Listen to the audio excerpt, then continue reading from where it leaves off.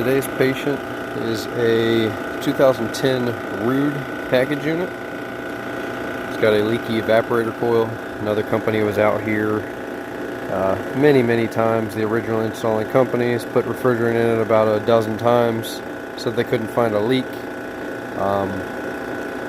They added dye to the system, all kinds of good stuff. Customer got fed up with them, called us. I used their dye that was in the system and my ultraviolet light to easily locate the leak, which is on the indoor coil. I'll include a screenshot somewhere on here for you guys so you can see it. Bottom right hand side of the evaporator. So we were out here changing this coil out. It has 10-year parts warranty, so the coil is covered by the manufacturer's warranty. So just about finished recovering now.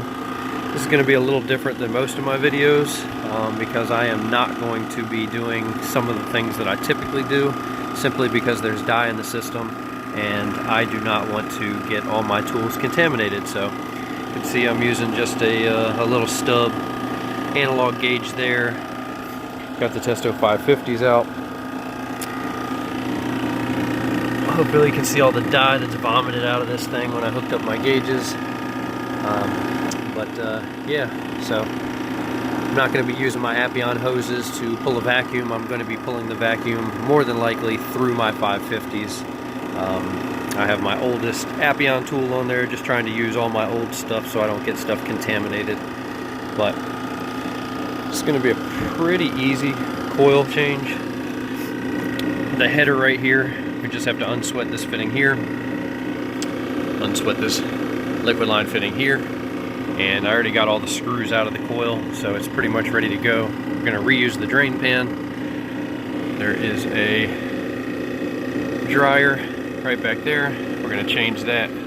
Have to get the condenser fan wires and such out of the way, but should be a pretty straightforward, pretty simple repair.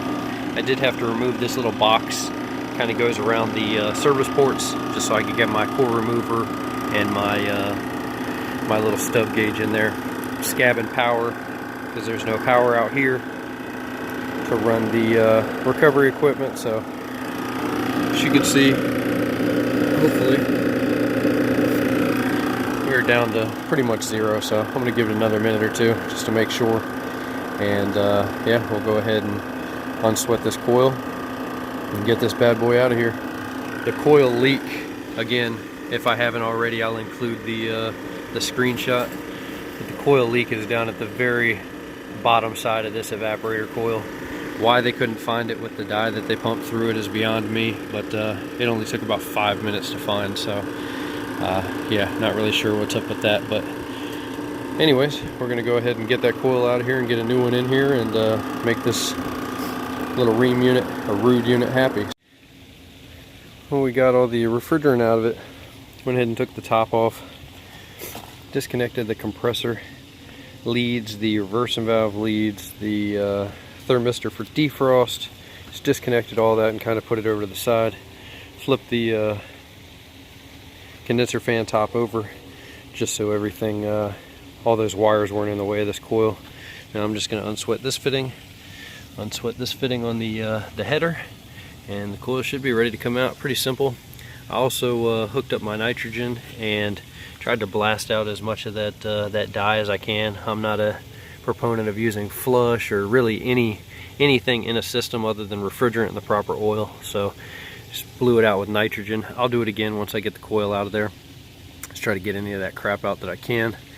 And yeah, I'm not going to show the unsweating and brazing. I've done several videos on that. Just look back in the my most recent videos, and there's a few in there on brazing, so I'm not going to bore you with that part of it and make this super long. So I'm going to go ahead, turn on my nitrogen, get a little purge going through there, and unsweat that header and unsweat that liquid line, and this coil will be ready to come out.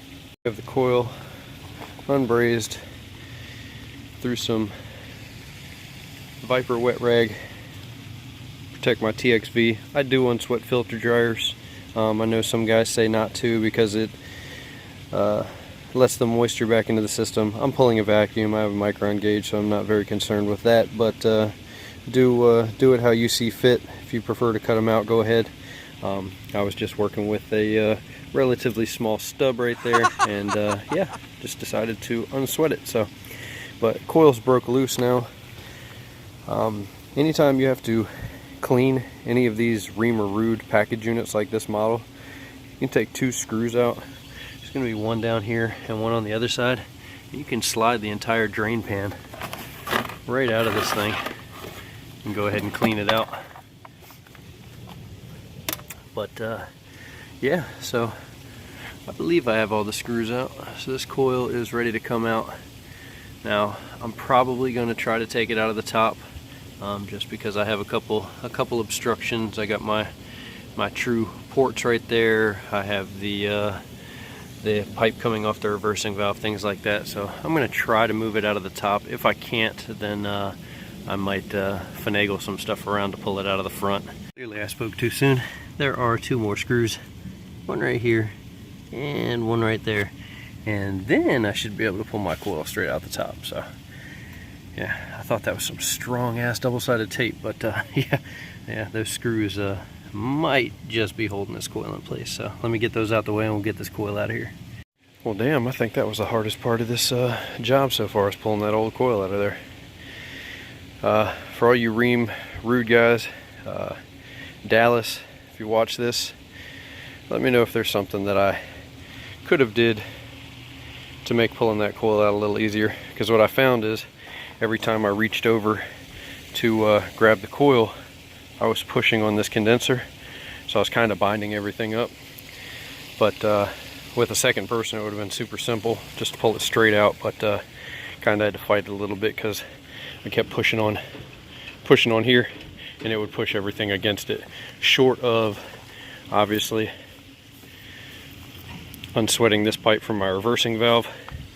But I wasn't trying to do that. I want to minimize the amount of brazing and everything on this system. But anyways, coil's out. Over here, I'll show you where the leak was.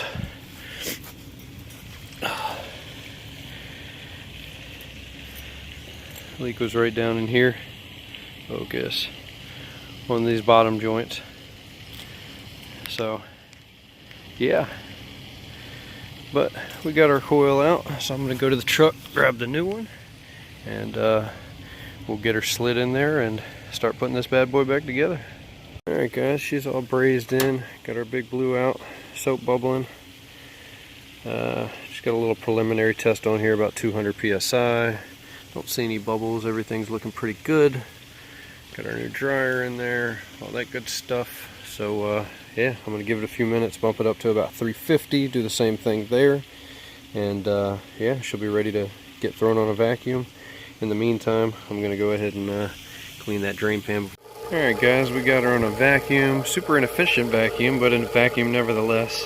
I am pulling it through my 550 manifolds instead of my Appion hoses and my evacuation rig, using a backup micron gauge as well. But hopefully you can see in there, that is why I am not pulling it through my Appion hoses. Not trying to get all that dye and crap in everything I got. I'll be able to flush these hoses out, and these are 2 backup Appion core removers. But it's a terribly inefficient way to pull a vacuum. It's going to take a lot longer, but I'm not going to ruin all my crap in the process. So you can see we're down to 3100 microns. It's been on vacuum for a little less than 10 minutes, but I know it's going to take a long time. So I'm going to go ahead and finish putting this thing back together. Got the drain pan back in, cleaned up as best I could. Cleaned any debris that was in the bottom of the unit in there, so I'm going to put the top back on and start packing up the rest of my mess while I'm waiting. Probably go grab something to eat, and yeah, hopefully by that time it'll be ready to charge back up. So again, this is not an ideal way to pull a vacuum, but in the situation that I'm in, I'm not getting all my expensive tools and micron gauges destroyed by this dye. So we're pulling down pretty quick, so nothing too terrible, but we'll let it ride, put it together, and go grab something to eat, and yeah, get this thing charged back up. Forgot to take a screenshot of the gauge, but it took about an hour and a half to pull down to about 440 microns. I went ahead and called that good, isolated it, stayed under 1,000 in 10 minutes, so we're good to go. Just trying to see if you can see on here. Still a little bit of that dye, but that's what I've cleaned out of most of my tools that I've been using so far. So that's the reason I'm not using my primary evacuation kit and doing it the old-fashioned way, which is again very inefficient, but I'm not going to get all that crap in all my primary tools. So system holds 128 ounces of 410A, which I have in there now, 8 pounds. So I'm going to go ahead and drop the valve cores back in there and get ready to fire this thing up. So I've had my cheater cord on here, so I've had the disconnect plugged in. I've just had R disconnected down there, so my thermostat inside is blank. So I'm going to go ahead and pack up all my stuff, connect that, we'll fire this thing back up. It's going to be kind of difficult to see the pressures. We're running just about a 325 head pressure, suction pressure close to about 120, something like that. Again, 410A, it is running and heating. It's a little bit warm outside. I think it was 68 inside, and it's probably close to that outside, 65, something like that. So we're looking good. So I'm gonna go ahead and pack up the rest of my stuff and get up out of here. So thanks for watching, guys. Like, comment, subscribe, and we will see you on the next one.